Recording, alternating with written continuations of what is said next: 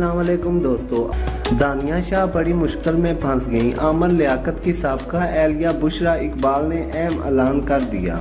मुमताज़ मजहबी scholar, TV मेज़बान और सियासतदान डॉक्टर आमर लियाकत हुसैन की साबिक एहलिया बुशरा इकबाल ने अहम ऐलान कर दिया।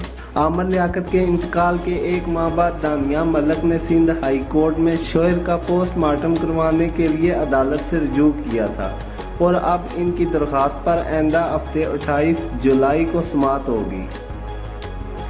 दानिया मलिक की जानिब से आमर लियाकत की वीडियोज़ को सोशल मीडिया पर शेयर किए जाने और इन्हें परेशान करने के मामले पर इनकी साबिक पहली बीवी बुशरा इकबाल ने FIA में जाने का ऐलान कर दिया, जिसका ऐलान उन्होंने अपने ट्विटर अकाउंट पर किया। बुशरा इकबाल ने 22 जुलाई को अपनी सोशल मीडिया पोस्ट में बताया कि वो FIA के साइबर क्राइम में दानिया मलिक और इनकी वालदा के खिलाफ शिकायत दर्ज करवाने जा रही हैं। उन्होंने मुद्दाओं से इस ज़मन में दुआ की अपील भी की, मगर उन्होंने इस हवाले से मज़ीद कोई वजाहत नहीं की कि वो किन इल्ज़ामात और बुनियाद पर दानिया मलिक के खिलाफ FIA में मुकदमा दायर करेंगी।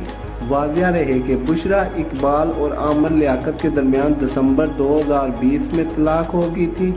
दोनों की शादी 2 दहाइयों से ज़्यादा अरसे तक चली। बुशरा इकबाल इस वक्त 2 बच्चों, बेटे अहमद और बेटी दुआ आमर के हमरा रहती हैं।